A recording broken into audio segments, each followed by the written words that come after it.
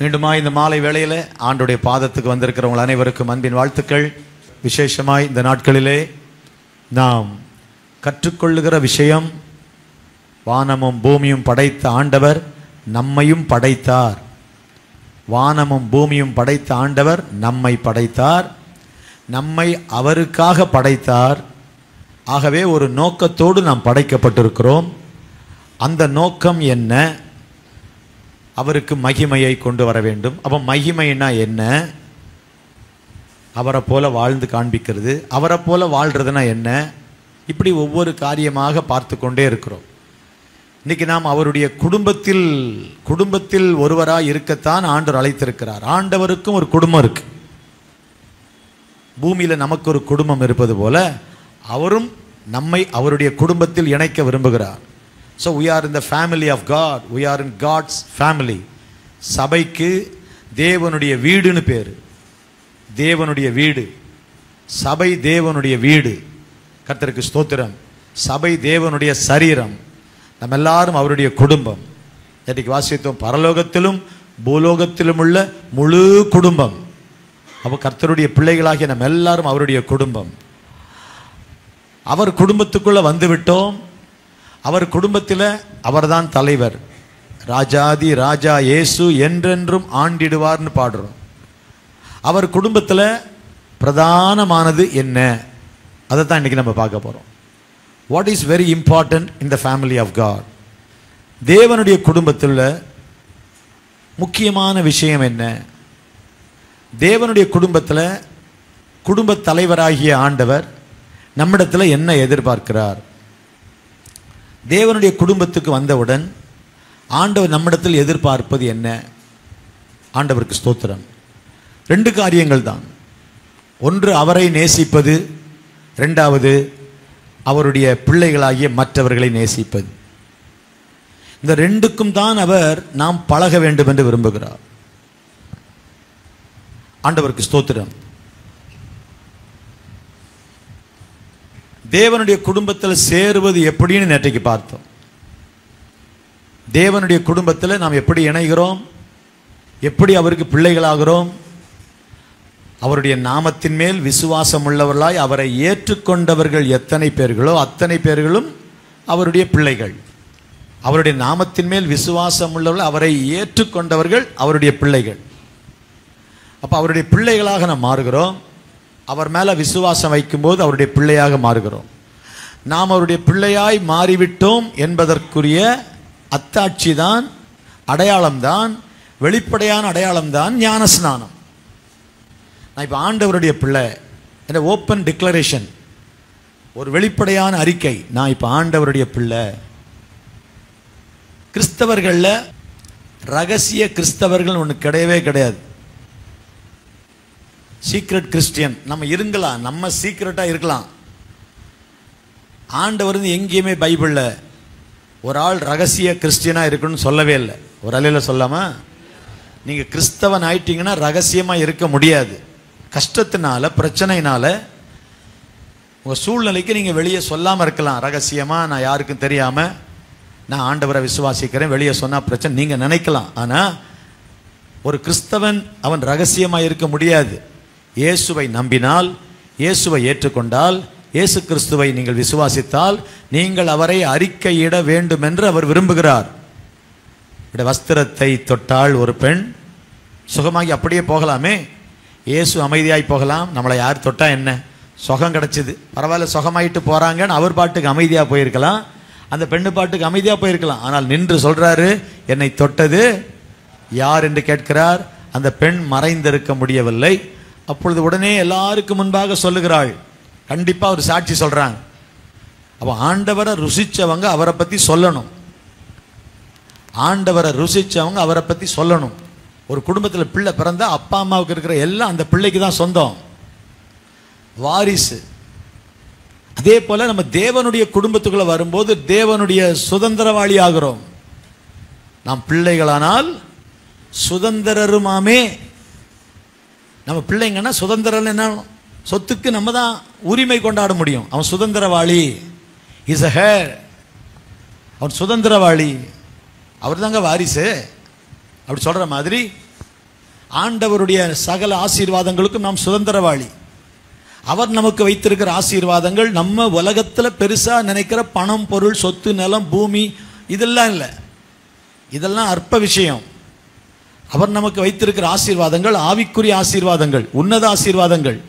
இதை வைத்து தான் அங்கே வாழப்போகிறோம். இந்த உலகத்தில் இருக்கிற ரூபா, பணம், பொண்ணு, கோல்டு இதை வச்சு வாழலாங்க. இதுக்கு பிறகு வாழப்போகிற உலகத்தில் அங்கே வாழக்கூடிய வாழ்க்கை வித்தியாசமானது. அங்குள்ள கரன்சியே வேற. இந்த கரன்சி அங்கே தேவைப்படாது. இந்த கரன்சின்னா இந்த காசு அங்கே தேவைப்படாது. இந்த கரன்சி அங்கே தேவைப்படாது. இந்த பணத்தை வச்சு ஒன்றும் செய்ய முடியாது, தேவையில்லை. அங்குள்ள கரன்சியே வேற. அங்குள்ள பரிசுத்தம் தான் கரன்சி, விசுவாசம். அதுக்கு இந்த பூமியில நம்ம ஆண்டவர் பயிற்சி கொடுக்கிறார். இந்த பூமியில ஆண்டவர் சபையில நம்மளை வச்சு இதையெல்லாம் கற்றுக்கொள், இதையெல்லாம் படித்துக்கொள், இதை பிராக்டிஸ் பண்ணு, இதை நீ செய்யணும், இதை பழகு அப்படின்னு நம்மளை சபையில வச்சு சத்தியத்தை சொல்லி கொடுக்கிறார். கைவெத்து ராமன் சொல்லலாமா? அப்ப ஆண்டவர் நம்ம வாழ்க்கையில அவருடைய குடும்பத்துக்குள்ள நம்மளை கொண்டு வந்திருக்கிறாரு. இந்த குடும்பத்தில் முக்கியமானது எது? ஆண்டவருடைய குடும்பத்தில் முக்கியமானது என்ன? ஒரே ஒரு வார்த்தை தான். கலாத்தியர் 5:14, உன்னிடத்தில் நீ அன்பு கூறுவது போல பிறனிடத்திலும் நீ அன்பு கூறுவாயாக என்கிற இந்த ஒரே வார்த்தையில சொல்லுங்க, ஒரே வார்த்தையில உன்னிடத்தில் நீ அன்பு கூறுவது போல பிறனிடத்திலும் அன்பு கூறுவாயாக என்கிற இந்த ஒரே வார்த்தையில நியாயப்பிரமாணம் முழுவதும் அடங்கி இருக்குது. என்ன இருக்காங்க?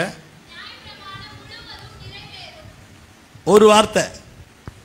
அந்த ஒரு வார்த்தை தான் அன்பு. இயேசுவின் குடும்பத்துக்குள்ள வந்திருக்கிறோம். எத்தனை பேருக்கு தெரியும் நம்ம இயேசுவின் குடும்பத்தில் இருக்கிறோம்? அல்லேலூயா. இயேசுவின் குடும்பம் ஒன்று உண்டு, அன்பு நிறைந்திடும் இடம் உண்டு. அங்க என்னதான் இருக்கும்? அன்பு. அன்பே பிரதானம் சகோதர, அன்பே பிரதானம். பழைய பாட்டு. அன்புதான் பிரதானம். அன்புக்காக ஒரு அதிகாரத்தை ஆண்டவர் எழுதி வச்சிருக்கிறார். 1 கொரிந்தியர் 13ஆம் அதிகாரம். விசுவாசத்துக்காக ஒரு அதிகாரம் வச்சிருக்கிறார். எபிரேயர் 11ஆம் அதிகாரம். வேத வசனங்கள் எவ்வளவு மேன்மையானதுன்னு ஒரு அதிகாரம் வச்சிருக்கிறாரு. 19:119 வசனம் எவ்வளவு மேன்மையானது என்பதை கண்டுகொள்ள. 19:119. லேவியராகமம் 23ஆம் அதிகாரம் படிச்சீங்கன்னா 7 பண்டிகைகள். யாத்திராகமம் 20ஆம் அதிகாரம் படிச்சீங்கன்னா 10 கட்டளைகள். உபாகமம் 5ஆம் அதிகாரம் படிச்சீங்கன்னா மீண்டும் அந்த 10 கட்டளைகள் சொல்லப்பட்டிருக்கிறது. ஒவ்வொன்றுக்கும் ஒரு அதிகாரத்தை ஆண்டவர் வைத்திருக்கிறார். விசுவாசத்துக்கு, அன்புக்கு. 1 கொரிந்தியர் 13ஆம் அதிகாரத்தில் ஒரு குணசாலியான ஸ்திரீக்கு ஒரு அதிகாரம் வச்சிருக்கிறார். நீதிமொழிகள் 31ஆம் அதிகாரம். நீதிமொழிகள் 31 10-31 வரைக்கும் 22 வசனங்கள். 22 வசனங்கள் ஒவ்வொரு காரியத்துக்கும். இங்க 1 கொரிந்தியர் 13ஆம் அதிகாரத்தில் அன்புக்குன்னே ஒரு அதிகாரம். வசனம் சொல்லுது, அன்பே பிரதானம். இப்பொழுதும் விசுவாசம், அன்பு, நம்பிக்கை, அன்பு. விசுவாசம், நம்பிக்கை, அன்பு, இந்த மூன்றும் நிலைத்திருக்கிறது. இவைகளில் அன்பே பெரியதுன்னு முடியுது. 1 கொரிந்தியர் 13ஆம் அதிகாரம் கடைசி வசனம் இல்லையா? இப்பொழுதும் விசுவாசம், நம்பிக்கை, அன்பு, இந்த மூன்றும் நிலைத்திருக்கிறது.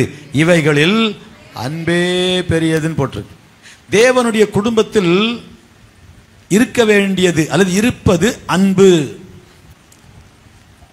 அன்பு கூற பழக வேண்டும். முதலாவது தேவனிடத்தில் அன்பு கூற பழக வேண்டும். 10 கட்டளைகள். எத்தனை பேருக்கு தெரியும்? 10 கட்டளைகள், 10 கற்பனைகள். ஆண்கள் பக்கம் சொல்லுங்க பார்க்கலாம், சகோதரர்கள் பக்கம். முதல் கற்பனை என்னது?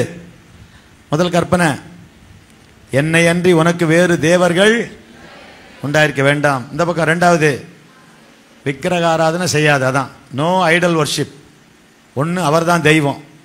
ரெண்டாவது விக்கிரக ஆராதனை செய்யாத. மூணாவது, ஓய்வு நாளை பரிசுத்தமாய் ஆசரிக்க நினைப்பாயாக. நாலாவது, உன் தேவனாய கர்த்தருடைய நாமத்தை வீணில் வழங்காதிருப்பாயாக. அஞ்சாவது, உன் தகப்பனின் தாயையும். அதுக்கு பிறகு வர்றதெல்லாம் மனிதனுக்கு செய்ய வேண்டியவைகள். 10 கற்பனைகள்ல, 10 கட்டளைகள்ல முதல் 4ம் தேவனுக்கு நாம் செய்ய வேண்டிய கடமைகள். Responsibilities to God. பின்னால வர 6 மனிதனுக்கு நாம் செய்ய வேண்டிய கடமைகள். ஸோ 10 கட்டளைகள் கொடுத்தாலும் 613 கட்டளைகள் இருக்குன்னு சொல்றாங்க. மோசையின் கட்டளை 613 கட்டளைகள். யூத ரபிகள் பழைய ஏற்பாட்டில் 613 laws, 613 கட்டளைகள். எல்லாமே பழைய ஏற்பாட்டில் அத்தனை கட்டளைகள் இருந்தாலும் 10 கட்டளைகள் இருந்தாலும் எல்லாத்தையும் ஆண்டு புதிய ஏற்பாட்டில் ஒரே வார்த்தையில் அடக்கிறாரு. உன்னிடத்தில் நீ அன்பு கூறுவது போல பிறனிடத்திலும் அன்பு கூறுவாயாக என்கிற அந்த ஒரே வார்த்தையில நியாயப்பிரமாணம் ஃபுல்லா இருக்குதுங்க. அன்புங்கிற அந்த 3 எழுத்து கொண்ட அந்த ஒரு வார்த்தைக்குள்ளதான் கிறிஸ்தவமே அடங்கி இருக்கு. அப்ப இந்த அன்பு ஒன்னு டுவர்ட்ஸ் காட், இன்னொன்னு டுவர்ட்ஸ் மேன். மனிதனுக்கு நேரான அன்பு, தேவனுக்கு நேரான அன்பு. அதுதான் 4 கட்டளை. நீங்க தேவன் மேல அன்பா இருந்தீங்கன்னா அவரை தான் ஆராதிப்பீங்க. நீங்க தேவன் மேல அன்பா இருந்தீங்கன்னா அவர் சொன்ன மாதிரி வேற சிலையை செய்ய மாட்டீங்க, விக்கிரகம் வழிபட மாட்டீங்க, அவரை தான் ஆராதிப்பீங்க, விக்கிரக கீழ்ப்படிவீங்க. நீங்க தேவன் மேல அன்பா இருந்தீங்கன்னா ஓய்வு நாளை பரிசுத்தமா ஆசரிப்பீங்க. நீங்க தேவன் மேல அன்பா இருந்தீங்கன்னா அவர் நாமத்தை வீணில் வழங்க மாட்டீங்க. அந்த பழைய யூத ரபிகள் பைபிள் எழுதும் போது எழுதிக்கிட்டே வரான் வச்சுங்க. அப்படியே கர்த்தர்னு எழுதுறாங்கன்னா அந்த கர்த்தர் என்பதற்கு புது பெண் வச்சு தான் எழுதுவாங்க. எழுதிட்டு வராங்க இல்ல, ஜீவனுள்ள நாளெல்லாம் நன்மை இணைத்தோட நான் கர்த்தர், நான் வரைக்கும் எழுதிட்டு இருப்பாங்க. கர்த்தருடைய வந்த உடனே இன்னொரு பேனா எடுத்து எழுதுவாங்களாம். அந்த அந்த மாதிரி கர்த்தருங்கிற வார்த்தைக்கே அவ்வளவு மதிப்பு கொடுத்தான். ஜீவனுள்ள நாளெல்லாம் நன்மை இணைத்தோடரும் நான் வருதா, கர்த்தருடையன்னு வருது பாருங்க. அந்த கர்த்தருங்கிற பேர் வந்துட்டுன்னா உடனே ஒரு புது பேனா எடுத்து எழுதுவாங்க. அந்த மாதிரி சாதாரண பேனாவிலே எழுத மாட்டாங்களா. வேதாகமத்தை கைப்பட எழுதும்போது அவ்வளோ ஈஸியாக சொல்ல மாட்டாங்க. நம்ம தமாஷா பேசுகிறோம், கர்த்தர் ஆண்டவர் இல்லை, எவ்வளவு கேஷுவலாக பேசுகிறோம். யூதர்கள்ட்ட அப்படி பார்க்க முடியாது. உன் தேவனாகிய கர்த்தருடைய நாமத்தை வீணிலே வழங்காதிருப்பாயாக. அப்போ 4 காரியம் ஆண்டவருக்கு செய்வாயாக, செய்யாதிருப்பாயாக. அவரை அன்றி வேறு தேவர்களை வணங்காதிருப்பாயாக, விக்கிரக ஆராதனை செய்யாதிருப்பாயாக, அவர் நாமத்தை வீணிலே வழங்காதிருப்பாயாக, ஓய்வு நாளை பரிசுத்தமாய் அவருக்காக. அந்த நாள் அவருடையது, அந்த நாள் அவருடையது, அவருடைய காரியத்தை செய். பைபிள் படிக்கிறதுல அங்கங்க விளக்கங்கள் எல்லாம் சொல்றோம். பைபிளை படிச்சு நல்லா உட்கார்ந்து கொஞ்சம் வசனங்களை கேட்கறது எவ்வளவு ஆசீர்வாதம் தெரியுமா. ஆண்டவர் பாதத்தில் உட்கார்றோம், நமக்கு பரம திருப்தி. அப்படியே சபையில் போய் விழுந்து கிடப்பேன், நல்லா இருக்கு. உடனே எல்லாம் அப்படி இப்படி எல்லாம் சரியாயிடும், உடனே ஆண்டவர் மேலே அதுக்காக இல்லை, இம்மைக்காக மட்டும் நம்ம கிறிஸ்து மேலே நம்பிக்கை வைக்கல. இன்னும் நான் அவரை அறியணும், இன்னும் தெரிஞ்சுக்கணும், என்னை குறித்து அவருடைய சித்தம் என்ன, அதை நான் எப்படி நிறைவேற்றுவது. இன்னைக்கு கொஞ்ச நேரம் முதியோர் கல்வி நடத்தணும், அலையில சொல்லாமல் ஒரே முதியோர் கல்வி தான். யாருக்கெல்லாம் ஒன்றும் வழங்காதோ எல்லாருக்கும் அந்த வசனத்தை சொல்லி, சங்கீதம் 144:1, அவர் என் கைகளை போருக்கும் என் விரல்களை யுத்தத்துக்கும் படிப்பிக்கிற என் கண்மலையாய கர்த்தருக்கு ஸ்தோத்திரங்கிற அந்த வசனத்தை சொல்லி கொடுத்து ஒரு 10 பேரை கூப்பிட்டு மைக்கை கொடுத்து முன்னால் வந்து சொல்லுங்கன்னு சொல்ல வச்சா எல்லாரும் சொன்னாங்க. நிறைய பேர் ஒரு வசனமாவது படித்து மனசுக்குள்ளே போகணும் என்பதற்காக ஒன்றும் புரியாத பாட்டிமாரு அப்படியே உட்காந்து கேட்குறாங்களே, அவங்களுக்கு என்ன தான் புரியுது பார்க்கலான்னு சொல்லி முன்னால் கூப்பிட்டு சொல்ல வச்சு 5 முறை 6 முறை 7 முறை 8 முறை அது பிறகு கொஞ்சம் வந்துடுது. யாருக்காவது ஒருத்தருக்கு பிரயோஜனமாக இருக்கும், யாராவது ஒருத்தர் இந்த வசனத்தை ஞாபகம் வச்சுக்குவாங்கன்ட்டு. ஸோ வாசிக்கும் போது நெகேமியா சிலர்லாம் பிடிச்ச திட்டுறாரு, அடிக்கிறாரு. ஏன்டா உள்ளே வந்தீங்க, ஓய்வு நாளில் இங்கே வரக்கூடாது. கட்டடத்தை கட்டிட்டாங்க செருபாபேல் காலத்தில். எஸ்ரா வந்து அவர் போதனை பண்ணார். ஆனால் அதுக்கு பிறகு நெகேமியா வந்து பார்க்குறாரு, பார்த்தா ஜனங்களுக்குள்ள ஒரு பரிசுத்தமே இல்லை. இந்த யூதர்கள் மற்ற மார்க்கத்தில் உள்ள பெண்களை அல்லது மற்றவங்களை திருமணம் பண்ணி அந்த பாஷையை நல்லா பேசுகிறான், யூத பாஷை தெரியல. எவ்வளோ வருத்தமான விஷயமா இருக்குன்ட்டு பிடிச்சி என்ன நடக்குதுங்க, எவ்வளோ பரிசுத்தமாக வாழணும், எவ்வளோ ஒழுக்கமாக வாழணும், எவ்வளவு நம்ம ஜாக்கிரதையாக வாழணும், அப்படிலாம் ஒழுங்கீனமாக இருக்கீங்களே. என்னெல்லாம் படித்தாங்களோ, நியாயப்பிரமாணத்தை படிக்க அப்படி எழுதியிருக்கிறதை கண்டார்கள், எழுதியிருக்கிறதை கண்டார், படித்தாங்க, அதனோட உடனே செய்ய ஆரம்பித்தாங்க. அப்போ ஓய்வு நாளில் அந்த வாசல்கிட்டே வந்து உட்காந்துருப்பானுங்க வியாபாரிங்க. கதவெல்லாம் பூட்டினாலும் வாசலுக்கிட்ட உட்காந்துருப்பாங்க ஆட்கள், இப்படி வியாபாரம் பண்ணுறது. பிறகு அவங்களையும் விரட்டினார் நெகேமியா. ஓய்வு நாளில் ஒன்றுமே பண்ணக்கூடாதுன்னு ஆண்டவர் சொல்லியிருக்கிறாரு. நீ உள்ள வர்றதும் பொருட்களை கொண்டு வரதும் வியாபாரம் பண்றதும் நீங்களும் ஜாக்கிரதையா இருங்க. கதவை பூட்டுன்ட்டாரு. கதவு பூட்டு வெளியே வந்து உட்காந்துங்க. திரும்ப போட்டார் தேவர், இனி நான் இந்த பக்கம் உன்னை பார்த்தேன்னா உன்னை விட மாட்டேன், தொலைச்சிருவேன். நெகேமியா எதுக்கு அந்த வைராக்கியத்தோட பேசினாருன்னா வசனம், ஓய்வு நாளை பரிசுத்தமாய் ஆசரிக்க நினைப்பாயாக.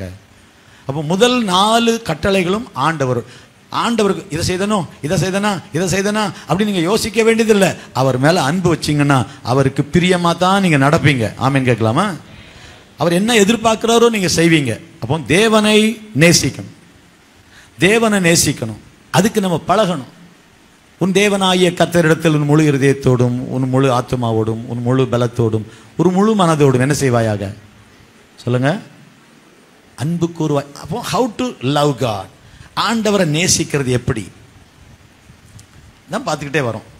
இப்போ ஆண்டவரை நேசிப்பது போலவே நம்மோடு கூட இருக்கக்கூடிய தேவனுடைய குடும்பத்தில் நம்மோடு இருக்கிற மற்ற சகோதர சகோதரிகளை நேசிக்க வேண்டும். அன்பு காட்ட பழகணும். அழகா சொன்னார் இந்த புஸ்தகத்தில், வாசித்தீங்களா தெரியல. இந்த உலக ஓட்டத்தை முடித்து நம்ம பரலோகம் போகும்போது, நல்லா கவனிங்க, இந்த உலக ஓட்டத்தை முடிச்சு நம்ம பரலோகம் போகும்போது இந்த உலகத்தில் நம்ம செய்த சாதனைகள் ஒன்றையும் வைத்து கர்த்தர் கணக்கு பார்க்க போறதில்லை. Please understand. ஒரு அழகா எழுதுறாரு தேவ மனுஷன், மரண படுக்கையில் உள்ள எத்தனையோ பேரை பார்த்திருக்கிறேன். விளையாட்டு வீரர்கள், கோடீஸ்வரர்கள், பெரிய பணக்காரங்க, சாதிச்சவங்க, பதக்கம் வாங்கினவங்க, அவங்கெல்லாம் மரண படுக்கையில் உயிர் போகும்போது அந்த பதக்கத்தை ஒரு நிமிஷம் நான் பார்த்துட்டா, அந்த அந்த சொத்து பத்திரத்தை ஒருக்கா பார்த்துட்டா, அந்த எனக்கு கொடுத்தாங்கள கிரீடம், வெள்ளி கிரீடம், அதை பார்க்கட்டான்லாம் கேட்டதே இல்லை. அந்த டிகிரி, அந்த பட்டம், அந்த பதவி, பதக்கம், மெடல், சீச்சி அது ஒன்றும் வேண்டாம். இப்போ நான் தனியாக அந்த உலகத்தை விட்டு போகிறேன், என் வாழ்க்கை முடிய போகுது, என் கூட யாருமே இல்லை, எப்படி வாழ்ந்தேங்கிறதான் எனக்கு முக்கியமாக இருக்குது. இந்த பதக்கங்கள், கோல்டு, பத்திரம் ஒன்றுமே எனக்கு பெருசாக தெரியல அப்படின்னு தான் மக்கள் விரும்புகிறாங்க. என் கூட யாராவது நிற்கிறாங்களான்னு தேடுறாங்க. அந்த பதக்கம், அந்த மெடலு, இதை கொண்டு வாங்கன்னு யாருமே கேட்டதில்லை. ஒரு மரண படுக்கையில் இருக்கிற ஆள்கிட்ட போய் 10,000 ரூபா வேணுமான்னு கேளுங்க, ஐயோ எதுக்கு அது வேண்டாம். உங்கள் பேரில் லேண்ட் எழுதி வைக்குவா, சீச்சி அதெல்லாம் வேணாம். சாப்பிட்றீங்களா? வேணாம். அந்த மரண நேரம் வந்துட்டுன்னா ஒரு மனிதனுக்கு எது தோணுதுன்னா, நம்ம கூட யார் இருக்கிறா, நம்ம பக்கத்தில் யார் இருக்கிறா, நான் எங்கே போகிறேன், என்ன ஆச்சு, எப்படி வாழ்ந்தேங்கிற எண்ணம் வரும். இந்த மனுஷன் சொல்றாரு, அப்படி ஒரு எண்ணம் உனக்கு வர்றதுக்கு மரணம் வரைக்கும் காத்திருக்காத. அப்படி ஒரு எண்ணம் வர்றதுக்கு அந்த மரண படுக்கையில் வர்ற எண்ணத்தை இப்பமே வர வச்சு இப்பமே சரியா வாழ்வோம். எத்தனை பேர் புரியுது நான் பேசுறது? live correctly. அந்த மரண படுக்கையில் என்ன ஆகுமோ, என்ன ஐயோ ஒழுங்கா வாழலையே, ஐயோ இப்படி பண்ணிட்டனே அப்படி பண்ணிட்டனே, அப்படி இப்படி அப்படி இப்படின்னு ஒப்புரவாக ட்ரை பண்ணாம இப்பமே அந்த நாளை நினைச்சு என் வாழ்க்கையில இவ்வளவு சாதிச்சேன், இதை சேர்த்தேன், இதை வாங்கினேன், இந்த பொருளை வாங்கினேன், இது இருக்கு வீட்டில், அதெல்லாம் ஐயோ அதெல்லாம் ஒன்றும் வேணாங்க, அதெல்லாம் எனக்கு வேஸ்டா தருது, நான் இந்த உலகத்தை விட்டு போறேங்கிற ஒரு மனுஷங்கிட்ட உலகத்தில் அவன் சாதித்த சாதனைகள், அவனுடைய சர்டிபிகேட், அவனுடைய மெடல், அவன் வாங்கின அவங்க அலமாரியில் அடுக்கி வச்சிருக்க ஒரு பெரிய விளையாட்டு வீரன்னா எத்தனை டிராஃபி இருக்கும், அதெல்லாம் ஒன்றும் வேணாம். அந்த சாம்பியன் வாங்கினதெல்லாம் ஐயோ அதெல்லாம் வேஸ்ட்டுங்க. இந்த உலகத்தில் 50-60 வருஷம் வாழ்ந்து நாம் சாதித்தோம் என்று நாம் நினைக்கிறவைகள் எல்லாம் வேஸ்ட். ஆனா எப்படி மற்றவர்களோடு வாழ்ந்தோம், மற்றவர்களுக்கு என்ன செய்தோம், வாழ்க்கை எப்படி நம்ம பயன்படுத்தினோம் என்பதை வைத்துத்தான், இன்னும் சரியா சொல்ல போனா நீங்கள் மற்றவர்களோடு எப்படி நடந்து கொண்டீர்கள் என்பதை வைத்துத்தான் பரலோகத்தில் பலன். வேற ஒன்றும் இல்லை. Heaven will reward you on the basis of your life, the way you lived, not on the basis of your achievements. 100 மீட்டர்ல சூப்பர், 400 மீட்டர்ல சூப்பர், பாட்டு போட்டியில் பிரைஸ் வாங்கிட்டேன், அதெல்லாம் ஒன்றும் கிடையாது. அதை வச்சு பரலோகம் பலன் கொடுக்காது. அன்பா இருந்தனா, அன்பு காட்டினா, உதவி செஞ்சனா, வசனங்கள் அருமையான வசனங்கள். அப்போ எல்லாரும் இந்த வசனம் படிங்க பார்க்கலாம். கலாத்தியர் 5:14 படிங்க படிங்க, டக்குன்னு படிங்க. உன்னிடத்தில் அன்பு கூறுவது போல பிறனிடத்திலும் அன்பு கூறுவாயாக என்கிற சூப்பர்ல அந்த ஒரு வார்த்தையில தான் நியாயப்பிரமாணம் ஃபுல்லா அடங்கி இருக்கு. நியாயப்பிரமாணம் என்ன? 10 கட்டளை. நியாயப்பிரமாணம் என்ன? மோசேயின் 613 கட்டளைகள். எல்லா கட்டளையும் அந்த 10ல் 4 கடவுளுக்கு நான் செய்ய வேண்டிய கடமை, 6 மனுஷனுக்கு செய்ய வேண்டிய கடமை. 4 + 6 all the 10, everything is included. எல்லாமே இந்த நியாயப்பிரமாணம் ஃபுல்லா எதுக்குள்ள இருக்கான்? இந்த ஒரு வார்த்தையில் இருக்கு, பிறனிடத்தில் அன்பு கூறுவாயாக. மற்றவங்கள்ட்ட நம்ம எப்படி நடக்கிறோம், மற்றவர்களோடு எப்படி நடந்து கொண்டோம்,